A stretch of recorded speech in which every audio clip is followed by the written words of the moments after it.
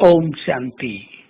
हम सभी श्रेष्ठ पुरुषार्थ करने के साथ साथ सेवा क्षेत्र में भी हैं। सेवा बाबा की है, सेवा विश्व कल्याण की है।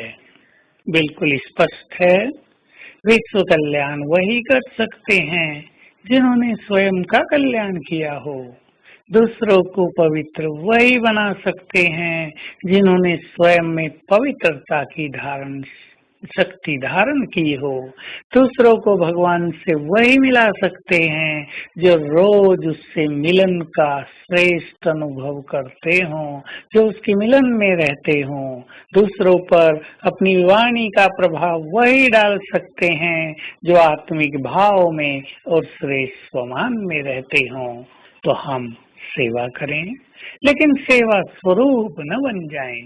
सेवा करना बहुत उत्तम है, सेवाओं में सेवा भाव रखना और भी उत्तम है, लेकिन सेवा के अभिमान में आ जाना, सेवा कॉन्शियस हो जाना, सेवा सेवा रह जाए, साथ में सारा कुछ साथ छूट जाए, ये किसी भी तरह से कल्याणकारी नहीं है।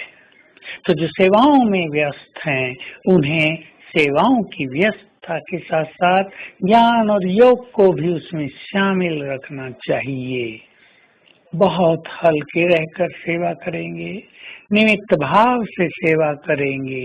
बाबा हमें साथ दे रहा है, इस गुड फीलिंग से सेवा करेंगे तो महसूस होगा सर्व आत्माओं का सहयोग सहज ही हमें मिलता जाता है।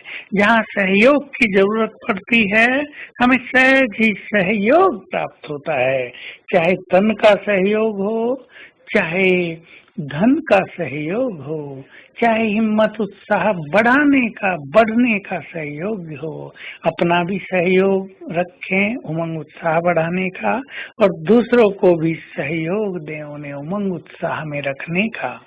तो सेवाओं के फील्ड में सफल वही है जो सब में आत्मिक भाव रखते हों, भेदभाव न हो। भेदभाव रखने से टकराव पैदा होते हैं, क्योंकि सेवा के फील्ड में यदि टकराव हो गया तो सेवा के क्षेत्र पर वातावरण बहुत भारी हो जाते हैं और आने वाली आत्माओं को सुख नहीं मिलता। हम सेवा कर रहे हैं सबका कल्याण करने के लिए, लेकिन हमने वातावरण को भारी बना दिया हो तो सबका कल्याण कैसे होगा। सेवा केंद्र पर भी यदि हम सेवाओं की सफलता चाहते हैं तो अपने सेवा केंद्र के वातावरण को बहुत पावरफुल बनाएं, शांतिमय बना दें, पवित्रता से भरपूर करें, अंतर्मुखता से संपन्न करें, ताकि जो भी आत्माएं आपके पास आए उन्हें अलौकिक अनुभूति होने लगे। अगर सेवा केंद्र पर केवल बाह्य बातें होती रहें, अगर अलौकिक अनुभूति किसी को न हो, तो ऐसी सेवा कभी भी फलीभूत नहीं होती है। तो आइए हम सेवा से दूसरों को भी सुख दें और सेवा से स्वयं भी बहुत सुखी हो जाएं।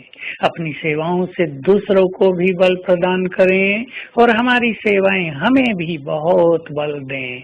हमारी सेवाओं से दूसरों में भी पुण्य कर्म करने के भाव पैदा हों और हमारी सेवाएं हमारे लिए भी बहुत बड़ा पुण्य कर्म हो जाए।